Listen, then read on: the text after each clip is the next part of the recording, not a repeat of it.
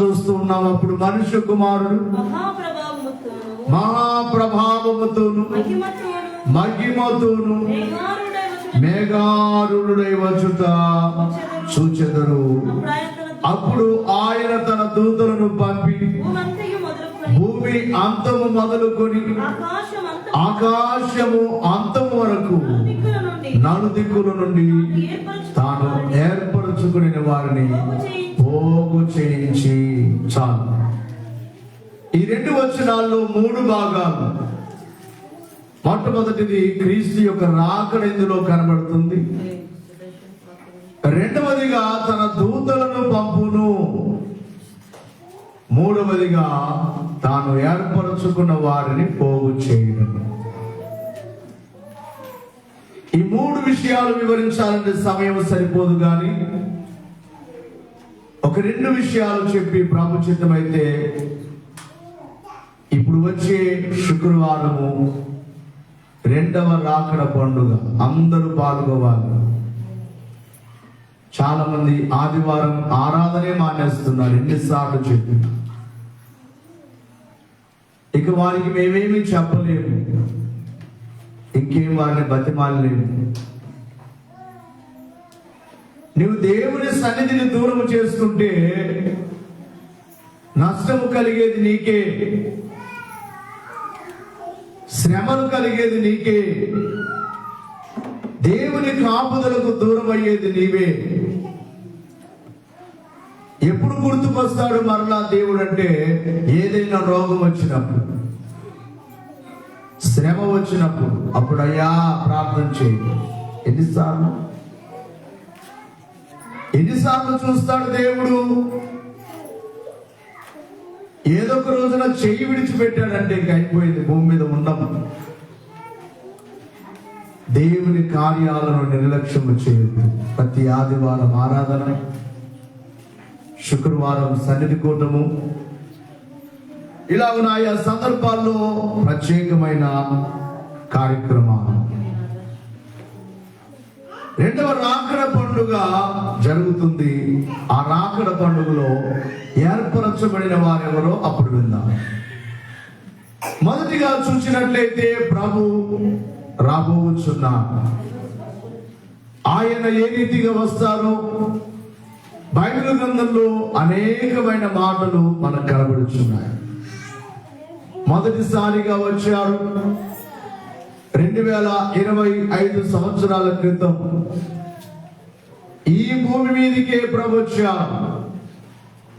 ఈ భూమి మీద, ఈ భూమికి మధ్య భాగమైన భూమధ్య రేఖ ఉన్న ఇజ్రాయేల్ దేశములో ఆయన జన్మించారు. ఒక మూలకు జన్మిస్తే ఒక మూలకు చెందిన వాడవుతాడు. అందుకనే ఆయన మధ్యలో జన్మించారు, ప్రపంచమంతటికి చెందిన వాడిగా. గనుక అది మొదటి రాకడ. మొదటి రాకడ యొక్క పండుగను వచ్చే నెలలో డిసెంబర్ 25వ తారీఖున ప్రపంచ క్రైస్తవులందరూ జరుపుకుంటున్న పండుగ. ఒక దేశము కాదు, ఒక మతము కాదు, ఒక భాష కాదు, ప్రపంచ దేశములలో ఉన్న ప్రజలందరూ జరుపుకునే పండుగ క్రిస్మస్, మొదటి రాకడ పండుగ. ఇక 2వ రాకడ పండుగ ఇంకా ప్రభు రాలేదే. ఎందుకు ఈ పండుగ చేసుకోవాలి అంటే, దైవజనుల్ని కొందరు అడిగినప్పుడు అయ్యగారు వారికి ఇచ్చిన సమాధానం ఏమిటంటే, ప్రభు వచ్చిన తర్వాత మేము భూమి మీద ఉండము గనుక ఆయన రాకముందే ఆయన రాకడను జ్ఞాపకం చేసుకుని పండుగ చేసుకుంటున్నాం.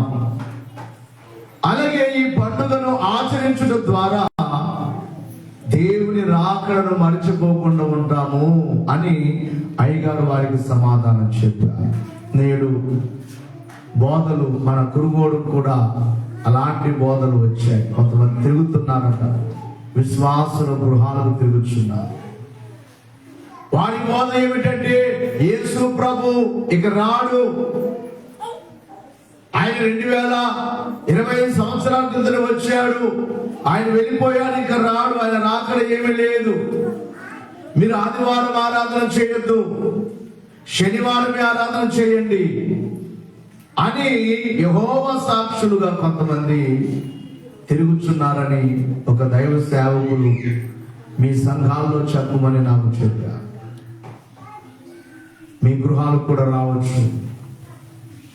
మిమ్మల్ని దూరం చేయడానికి, ప్రభువుకు దూరం చేయడానికి, ఆయన సన్నిధికి దూరం చేయడానికి దుర్బోధకులు ఈ మధ్య కాలంలో యేసు ప్రభువారిని గురించి చాలా ఘోరముగా మాట్లాడుతున్నారు కొంతమంది సేవకులు.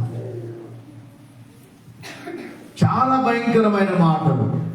సేవకులే, వారికి బైబిల్ కాలేజ్ ఉంది, బైబిల్ యొక్క బోధకులుగా, టీచర్స్ గా ఉన్నారు. కానీ బైబిల్లో ఉన్న యేసు ప్రభువారిని చాలా తక్కువ చేసి మాట్లాడుతున్నారు. మీరు కూడా వీడియోలో చూస్తుండవచ్చు. రకరకాల బోధలు వచ్చుచున్నాయి. కొంతమంది రాకడ లేదు అంటున్నారు, కొంతమంది యేసు ప్రభువారిని తక్కువగా మాట్లాడుతున్నారు. ప్రభు చెప్పారు, నా రాకడకు ముందు అనేక మంది ఎవరు వస్తారు? అబద్ధ బోధకులు వస్తారు, అబద్ధ ప్రవక్తలు వస్తారు. యేసు ప్రభుని ఎవరైతే ఒప్పుకోరో, ఆ మాటలు కూడా చెప్పారు. ఎవరు అబద్ధ బోధకులు? యేసు ప్రభువుని, యేసు క్రీస్తు ప్రభు అని ఎవరైతే ఒప్పుకోరో వారే అబద్ధ బోధకులని మీరు గుర్తుపెట్టండి. తండ్రిని, కుమారుని ఎవరైతే ఒప్పుకోరో, పరిశుద్ధాత్మని ఎవరైతే ఇందాక విశ్వాస ప్రమాణంలో మనం చెప్పుకున్నాం, మనకు తండ్రులు ముగ్గురు కాదు, దేవుళ్ళు ముగ్గురు కాదు, కానీ ఒక్కరే ముగ్గురుగా బయలుపడ్డారు. ఒక్కరే ముగ్గురుగా బయలుపడ్డారు. చాలా చోట్ల మాట దైవత్రిత్వము మనకు గ్రాహ్యము కానప్పుడు తర్కములోనికి వెళ్ళొద్దు అన్నా. తర్కములోనికి వెళ్ళొద్దు. దేవుడు ఏది చేసినా ఎలా చేస్తాడు? న్యాయముగానే చేస్తాడా? గట్టిగా చెప్పాలి. మాట్లాడతాడు. కొంతమంది మాట్లాడతారు. కొంతమంది అనుకుంటారట దేవునికి జ్ఞానం లేదనుకుంటారు. ఏమి లేదు అమ్మా అనుకుంటారా? అలా ఉన్నారా? ఉన్నారు. మరి ఒక రోజున ఒకడు నేరేడు చెట్టు కింద పడుకున్నాడు. ఎక్కడ? నేరేడు చెట్టు కింద. చెట్టు ఏమో చాలా పెద్దగా ఉంది, నేరేడు పండ్లేమో చిన్నగా ఉన్నాయి. ఆ పండ్లు వచ్చి మీద పడుతున్నాయి. అప్పుడు అనుకున్నాడట, చెట్టు కింద పడుకొని దేవునికి జ్ఞానం లేదనుకున్నాడట. బాగా దేవునికి జ్ఞానం లేదు. ఎందుకు అనంటే చెట్టు ఏమో అంత పెద్దగా ఉంది, దాని పండ్లేమో ఎంత చిన్నగా ఉన్నాయి. ఇక్కడ గుమ్మడికాయలు కానీ అలాగే కొన్ని చెట్లు కింద ఉన్న నేలను ఉన్న చెట్లు కొన్ని ఉంటాయి. వాటర్ మిలన్ చెట్లు కానీ వాటి కాయలు ఎంత ఉంటాయి? ఎట్లా చెప్పాలి? తీగలు ఎంత ఉంటాయి? గట్టిగా చెప్పండి అమ్మా. తీగలు ఎంత ఉంటాయి? కాయలు ఎంత ఉంటాయి? గుమ్మడికాయ ఎంత పెద్దగా ఉంటుంది? తీగలు ఎంత ఉంటాయి? చెట్లు ఎక్కడ ఉంటాయి? కిందే ఉంటాయి. అలా ఆలోచన చేస్తున్నాడట. గుమ్మడికాయ ఏమో అంత పెద్దగా ఉంటుంది, చెట్టు చిన్నగా ఉంటుంది. మరి ఈ చెట్టు ఏమో ఇంత పెద్దగా ఉంది, చిన్న చిన్న కాయలు కాసాయి. దీనికి దేవుని జ్ఞానం లేదనుకున్నాడట. ఈలోపు ఒక నేరేడు పండు వచ్చి వాడి మీద పడిందట. అప్పుడు వెలిగిందట జ్ఞానం. ఏమని? దేవునికి ఏముంది? మాట్లాడలేదు. ఒకవేళ అదే గుమ్మడికాయ చెట్టు మీద పైన ఉంటే చెప్పండి, ఆ పై నుంచి దబాల నుంచి తలకాయ మీద పడితే చచ్చి కూర్చుంటాడు. ఇంకా దేవుని జ్ఞానాన్ని మనం పరీక్ష చేయడానికి ఎప్పటికీ అలాంటి ఆలోచనలు చేయదు. ఒక ఆయన మాట్లాడుతున్నాడు యేసు ప్రభుని, నేనే జ్ఞానని. ఆయన చివరికి మన అంటున్నాడు, నేనే దేవుణ్ణి, యేసు ప్రభుతో సమానం, నేను కూడా దేవుణ్ణే, యేసు ప్రభు దేవుడే, నేను దేవుడే. బైబిల్లో రాయబడింది, దైవములను రాయబడింది, మేము కూడా దేవుళ్ళమే. ఎంత మాట! యేసు ప్రభుకి జ్ఞానం లేదని మాట్లాడుతున్నారు. రకరకాల బోధలు వచ్చుచున్నాయి కనుక మనం బైబిల్ని అనుసరించాలి. మనకు బైబిల్ విషయం అందుకున్న దైవజనుడు బైబిల్ని అనుసరించాడు. అయ్యగారి బోధ ఏదైనా కానీ బైబిల్కు విరుద్ధముగా ఎక్కడ లేదు. మీరు కావాలంటే ప్రతి మాటను చూడండి, బైబిల్లోనే ఉన్న మాటలు అయ్యగారు మనకు చెప్పారు. బైబిల్లో లేనిది ఏది చెప్పలేదు, ప్రతిదీ బైబిలే. కనుక ప్రభు యొక్క రాకడ మొదటిది. మనం చదువుకున్న వాక్య భాగంలో మొదటిది ప్రభువు రాబోచున్నారు. రాకడకు ముందు జరిగే సూచనలన్నీ జరుగుతున్నాయి, గుర్తులన్నీ జరుగుతున్నాయి. రాకడకు ముందు ఏ గుర్తులు పాటలో అయ్యగా రాశారు. యూదులు పాలస్తీనా వెళ్ళుచున్నారను మాట, యూదులు పాలస్తీనా వెళ్ళుచున్నారను మాట, నిజము ఇది కాలలోనే క్రీస్తు యేసు వచ్చునా. యేసు గట్టిగా చెప్పండి, హుషారుగా ఉన్నారు అందరూ.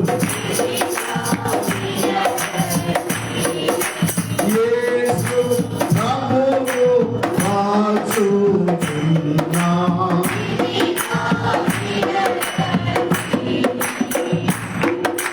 కారులు బస్సులు సంచారించు కాలాపిలే గదా, కారులు బస్సులు సంచారించు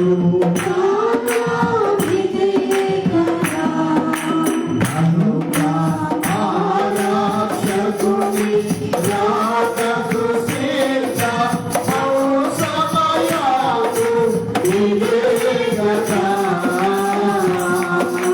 యేసు ప్రభువు వచ్చుచున్నా. అందరూ చప్పట్లు. యేసు ప్రభువు వచ్చుచున్నా.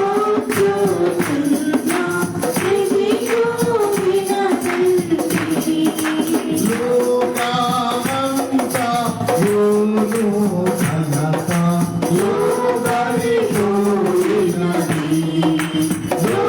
లోకమంతా యోను ఘనత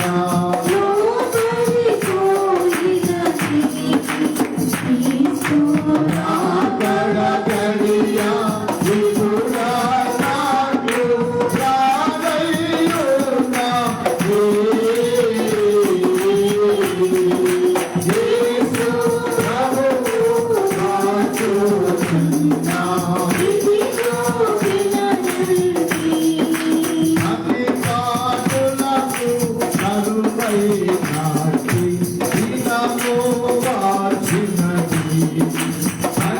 అధికారులకు కరువై నాటి దినము వచ్చినది. అధికారులకు విశ్వాసులు నన్ను కొనిపోవు కరుణము వచ్చినది. యేసు ప్రభువు వచ్చుచున్నా. దేవునికి మహిమ కలుగునుగాక. ఇప్పుడు పాడిన చరణాలన్నింటిలో ప్రభు యొక్క రాకడ గుర్తులన్నీ జరుగుతున్నాయి. యూదులు వారి దేశానికి వెళ్ళిపోయారు, వారి దేశాన్ని వారు స్థాపించుకున్నారు. ప్రపంచంలోని అభివృద్ధి పొందిన దేశముగా ఉన్నది. కారులు బస్సులు జోరుగా తిరుగుతున్నాయి. వాహనాలు లేని వారు ఎవరు లేరు. ఏదో ఒక వాహనం, మోటార్ సైకిల్ అయినా కార్ అయినా ఏదో ఒక వాహనం ప్రతి వారు కలిగి ఉన్నారు. కనుక ఇవన్నీ రాకడ సూచనలు. లోకమంత కలతతో యుద్ధములు జరుగుతున్నాయి, భూకంపాలు జరుగుతున్నాయి, అకాల మరణాలు, యాక్సిడెంట్లు, చూస్తున్నాం కదా, ఎక్కడ ఎప్పుడు మరణం జరుగుతుందో, మరణము మనిషి మీదకి ఎప్పుడు వస్తుందో తెలియదు. అందుకే అంత్య దినాలు అపాయకరమైన దినములు. అపాయం ఎప్పుడు వస్తుందో తెలియదు. ఇవన్నీ రాకడ యొక్క సూచనలు వినాలి. చిన్నపిల్లలు అల్లరి చేయొద్దు, శబ్దం చేయొద్దు, వినండి, అందరూ వినాలి. దేవునికి మహిమ కలుగును గాక. లోకమంతా కలతతో ఉంది, భయం భయం. బయటికి వెళితే తిరిగి వస్తారన్న గ్యారెంటీ లేదు. అలాగే పని పాటలకు కరువైన దినాలు. చాలా మంది పనులు లేక చూస్తుంటే ఒక్కోసారి బాధ కలుగుతుంది. ప్రజలను చూస్తే నాకు అనిపిస్తుంది, ఒకవేళ మనిషి నిజముగా దేవునికి లోబడితే, నేను అనుకుంటాను, ఇశ్రాయేలును పోషించినట్లుగా ఏ పని లేకుండా దేవుడు పోషించడం. కానీ మనిషి దేవునికి లోబడే. కొంతమందిని చూస్తుంటే, వారి కష్టము చూస్తుంటే, వారి పరిస్థితులను చూస్తుంటే బాధ కలుగుతుంది. వారు చేసే కష్టాన్ని చూసి మనసుకు వేదన కలుగుతుంది. నిజముగా దేవుని మీద ఆధారపడితే దేవుడు నేటికి పోషించడానికి సిద్ధంగా ఉన్నాడు. బైబిల్ మిషన్ సేవకులంగా నాకు జీతాలు లేవే, ఎవరిని బలవంతం చేయట్లేదే. ఆదివారం ఇక్కడ కానుక బాక్స్ పెడతాం. మిమ్మల్ని బలవంతంగా ఎంత వేసుకొని మాకు అన్ని ఖర్చులు ఉన్నాయి, ఎంత ఖర్చులు ఉన్నాయని ఎప్పుడైనా అడిగామా? కానీ ఏ వారానికి ఏం కావాలో, ఏ వారానికి ఏం కావాలో, ఎలాగొస్తుందో తెలియదు. శబ్దం చేయండి. ఏ వారానికి ఏం కావాలో. ఒక్కోసారి నా దగ్గర సొమ్ము అయిపోగానే మన ఎలాపురం నుండి ఒక తల్లి తన కుమారుడిద్దరు వచ్చి ప్రార్థన చేయించుకున్నారు. ఆ బాబు అప్పటికి నా దగ్గర ఆ సోమవారమే అన్న మీటింగ్ కొంత సొమ్ము అప్పు ఉండేది, అదంతా కట్టేశాను. ఇక కొంత కట్టాలి. ఇక వారం అందరికి ఎలాగా అనే ఆలోచన ఎప్పుడు ఉండదు.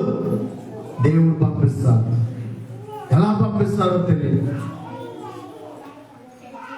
ఆ సొమ్ము ఆ కుమారుడు తీసుకొని రావడం,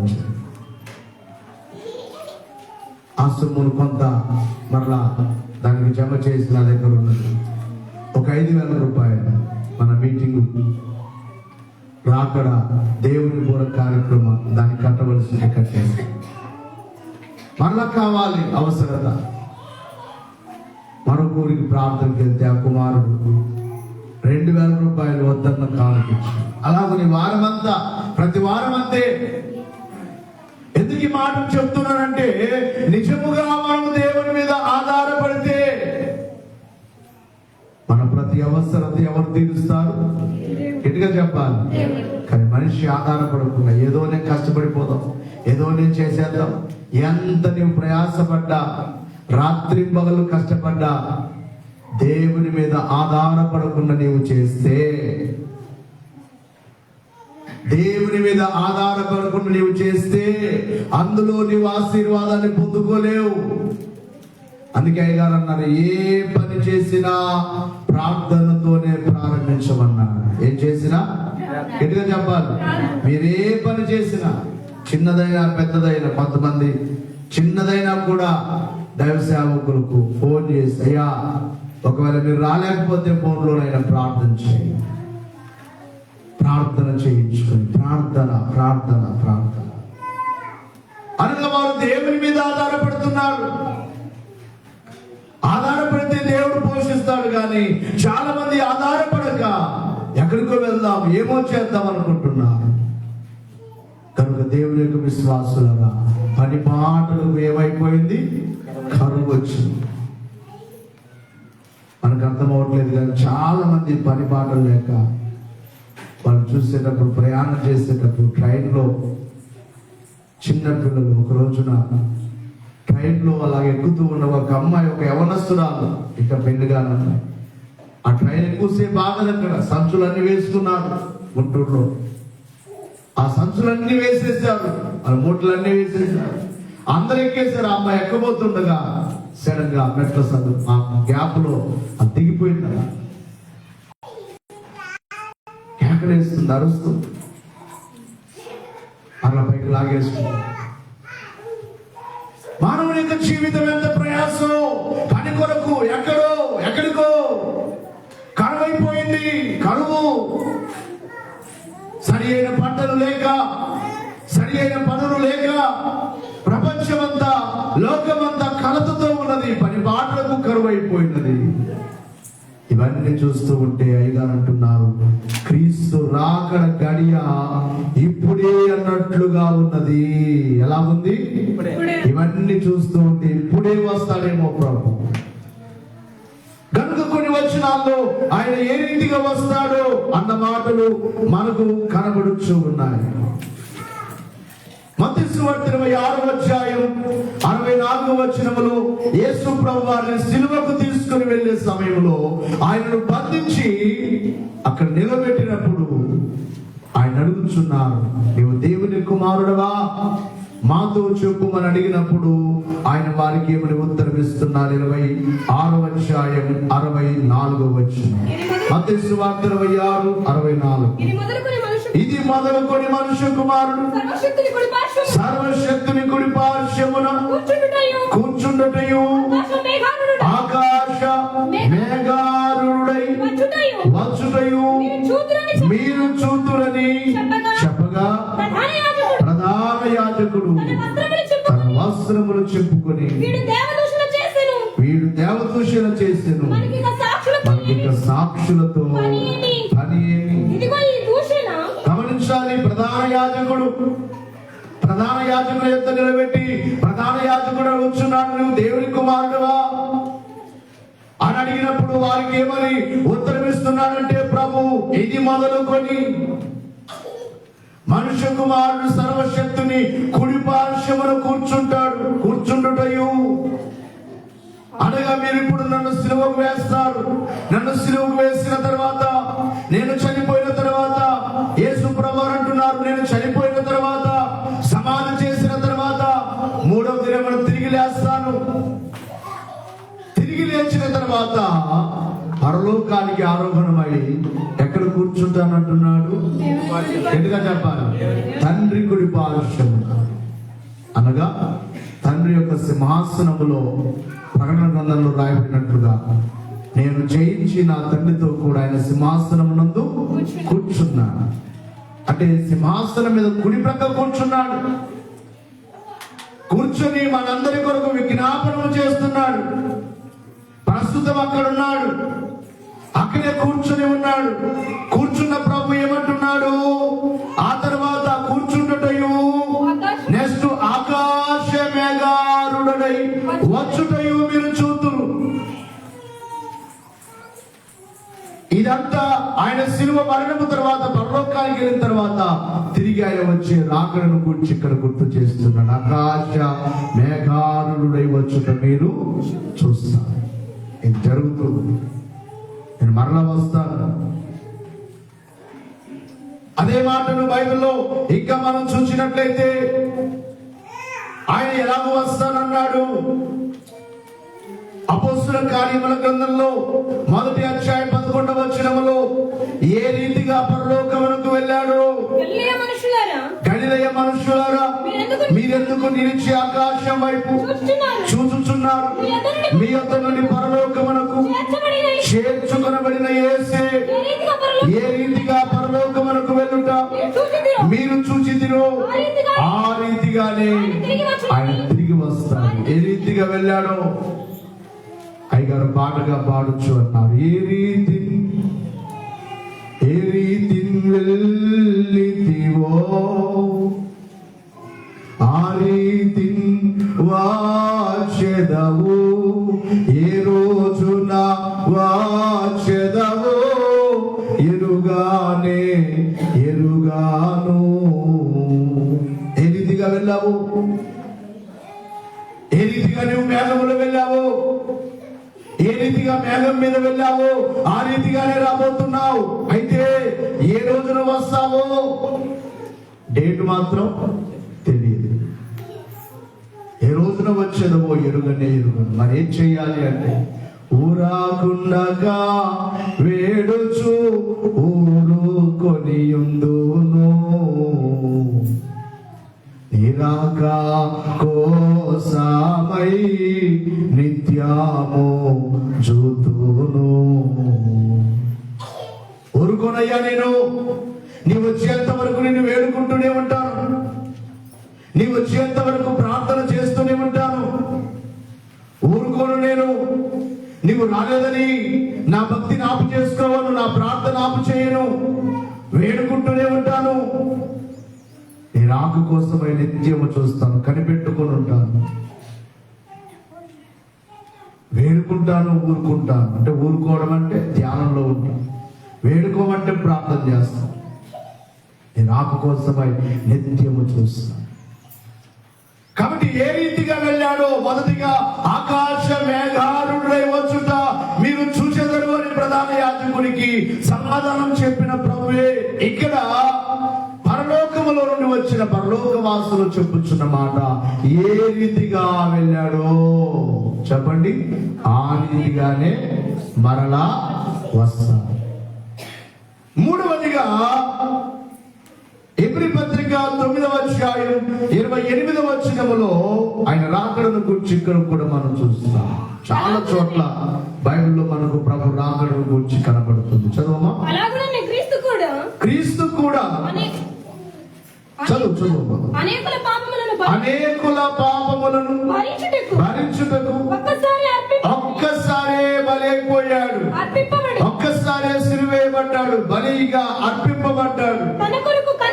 తన కొరకు ఎవరైతే, తన రాకడ కొరకు ఎవరైతే కనిపెట్టుకొనుచున్నారో, కనిపెట్టుకొని వారి రక్షణ నిమిత్తమై పాపము లేకుండా రెండవసారి ప్రత్యక్షమగును. రెండవసారి మరలా రాబోతున్నాడు. ఎవరి కొరకు రాబోతున్నాడు? తన కొరకు కనిపెట్టుకున్న వారి కొరకు రెండవసారి ఎలా రాబోతున్నాడు అమ్మా? పాపము లేకుండా. ఎలాగా? పరిశుద్ధుడై. మొదటిసారిగా మన పాపం కొరకు వచ్చాడు, మన కోసం పాపిగా, మన కోసం శాపిగా మారిపోయి భూలోకానికి వచ్చాడు. ఇప్పుడు పాపము లేకుండా ఆయన రాబోతున్నాడు, ప్రత్యక్షము కాబోతున్నాడు. నాలుగవదిగా లూకా సువార్త 21వ అధ్యాయం 27వ వచనములో ఇక్కడ కూడా ఆయన రాకడను గురించి 21:27లో అప్పుడు మనుష్య కుమారుడు ప్రభావముతోను మహామహిమతోను మేఘారుడై వచ్చుట చూస్తారు. మీరు ఎలా రాబోతున్నాడు అంటే, ప్రభావముతో, మహామహిమతో. ఆ దినమున ఆకాశమంత మహిమతో నింపబడుతుంది. ప్రభు మహిమతో రాబోతున్నాడు. ఆకాశమంత మహిమగా మార్చబడుతుంది. అందుకని ఎప్పుడు మనం ఆకాశం వైపు చూస్తూ ఉండాలి. ఎప్పుడు వస్తాడా ప్రభు? వచ్చినప్పుడు ఆకాశమంతా కూడా మహిమతో, మహామహిమతో నింపబడుతుంది. మహామహిమతో రాబోవచ్చున్నాడు ప్రభు. ఇక 5వదిగా చూసినట్లయితే యోహాను సువార్త 14వ అధ్యాయం 3వ వచనములో మరలా వచ్చి నేను వెళ్ళి మీకు స్థలము సిద్ధపరిచినలా నేను స్థలములో మీరు లాగున మరలా వచ్చి నా యొద్ద ఉన్నట్టుకు మిమ్మును తీసుకొని పోతాను. మనల్ని తీసుకొని వెళ్ళడానికి రాబోతున్నాను. ఎక్కడ? పరివారం కూడా విన్నాము. ఆయన ఉండే స్థలము. ఏ స్థలంలో? గట్టిగా చెప్పాలి. ఆయన రాజ్యంలోనైతే ఉన్నాడు. ఆయన రాజ్యం అంతము లేనిది. ఆయన రాజ్యము భూ సంబంధమైనది కాదు.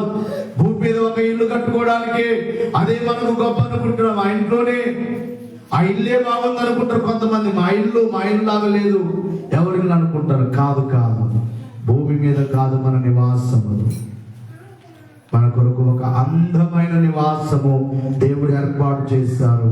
ఆయన మనలను ఎక్కడ ఉండడానికి తీసుకుని వెళ్ళబోతున్నాడు అంటే, ఆయన ఎక్కడైతే నివాసం చేస్తున్నాడో ఆ స్థలంలో మనల్ని ఉంచడానికి. దేవునికే మహిమ కలుగును గాక. వచనాలన్నింటిలో ప్రభు యొక్క రాకడ మనం ముందుగా చదువుకున్న వాక్య భాగంలో ఆయన మేఘారుడై వస్తారు అని, ప్రభావముతో మహిమతో వస్తారని చూస్తున్నాం. ఆ వచ్చిన ప్రభు భూమి మీదికి రాగానే మధ్యాకాశంలోనికి వస్తాడు. మరి భూమి మీదకి ఎవరిని పంపిస్తాడట? చెప్పండి. తన దూతలను. ఎవరు వచ్చేస్తారు? ఎటుగా చెప్పాలి? దూతలు వచ్చేస్తారు. భూమి వచ్చి ఏం చేస్తారు? మత్తయి సువార్త 13:39. మత్తయి సువార్త 13:39. వాటిని విత్తిన శత్రువు అపవాది, కోత యుగ సమాప్తి, కోత కోయువారు దేవదూతలు. కోత కోయడానికి వస్తారు. బాగా వినాలి, అందరు లేచి నిలబడిన చివరిలో కోత పంట అయిపోగానే రైతు ఏం చేస్తాడు? ఇంకొక వారం నుండి కోద్దామని అంటాడా? మాట్లాడలేదు. ఏ రోజు కోత వస్తే ఆ రోజు ఎక్కువ వస్తాయి. ఒకవేళ కోత ఆఫ్ చేశారంటే గింజలు ఏమైపోతాయి? రాలిపోతాయి. ఏ గింజలైనా కావచ్చు, ఏ చెట్టు ఫలములైనా కావచ్చు. కోత సమయంలో కోత కోయాలి. కాబట్టి దేవదూతలు ఎందుకు రాబోతున్నారు అంటే కోత కోయడానికి. యుగ సమాప్తి. కోత ఏమిటంట? యుగ సమాప్తి అనగా ప్రభు రాకడతో ఈ యుగము సమాప్తం అయిపోతుంది. ఆయన జన్మం మొదలుకొని ఆయన రాకడ వరకు, రాకడ తర్వాత ఈ యుగం అనేది సమాప్తం అయిపోతుంది. మరొక యుగము ప్రారంభమవుతుంది. కాబట్టి దేవుని యొక్క విశ్వాసులారా, దేవదూతల్ని పంపిస్తానన్నారు. దూతల్ని గురించి ఇంతకు మునుపు మనం చాలా విషయాలు విన్నాము. దూతలు ఎవరు అంటే కోత కోసేవారు, ప్రభుతో కూడా వచ్చేవారు. ఒంటరిగా రావట్లేదు, ఆర్భాటముతోను ప్రధాన దూత శబ్దముతోను. ఇంకొక చోట వ్రాయబడింది, వేవేల పరిశుద్ధుల పరివారముతో, వేవేల దూతలతో రాబోతున్నాడు. దూతల సమూహముతో ప్రభు రాబోతున్నాడు. కోత కోయడానికి రాబోతున్నాడు. ఆ దూతలైన వారు వచ్చి కోత కోసుకుని వెళ్తారు. గమనించాలి ప్రియులారా. మరొక వచనాన్ని మార్కు సువార్త 13:27 ఇందాక చదువుకున్న వాక్య భాగంలో, ఆయన తన దూతలను పంపును, భూమి అంతము మొదలుకొని ఆకాశము అంతము వరకు నలుదిక్కుల నుండి తాను ఏర్పరచుకునే వారిని పోగు చేయును. కోత కోయడం అంటే ఎవరు దేవుని ఏర్పాటులో ఉన్నారు? దయచేసి వినాలమ్మా. ఎవరు దేవుని రాకడకు సిద్ధపడ్డారో, ఎవరు భక్తి కలిగిన వారిగా ఉన్నారో, ఎవరు రాకడ వరకు విశ్వాసాన్ని చెడిపోకుండా, ఎన్ని రకరకాల బోధలు వచ్చినా ఎంతమంది మన విశ్వాసాన్ని పాడు చేయాలని చూస్తున్నారు. ఇందాక చెప్పారు కదా, వారు వచ్చి మీకు డబ్బులు ఇస్తాము, మిమ్మల్ని మంచి మంచి ప్రదేశాలకు చూడడానికి తీసుకెళ్తాం అని చెప్తారు.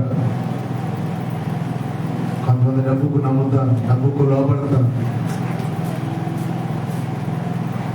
మోసపోవద్దు. ఏర్పాటులో ఉన్నావు, ఏర్పరచబడిన వారిని సహితము ఏం చేస్తారనుంది? మోసపరచడం. కనుక ప్రియులారా, ఏర్పరచబడిన వారిని పోగు చేయించడానికి దూతలు వస్తారు భూమి మీద. ఎవరెవరు దేవుని ఏర్పాటులో ఉన్నారో వారందరిని ఎత్తుకొని వెళ్తారు. ఇక మూడవ మాట, ఏర్పరచబడిన వారు అనేది వచ్చే వారం మనం విందాం. రేపు శుక్రవారం ఏర్పాటులో ఎవరున్నారు అనేది మనం తెలుసు. ఆయన రాబోతున్నాడు, తన దూతల్ని పంపిస్తాడు.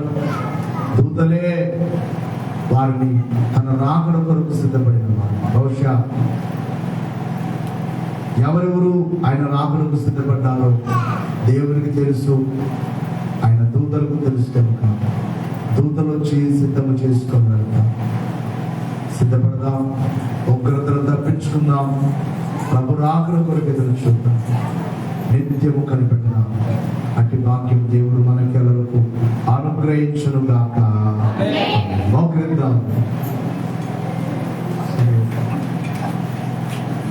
యేసయ్యా నా ప్రియా, ఎప్పుడు నిరాకడ సమయం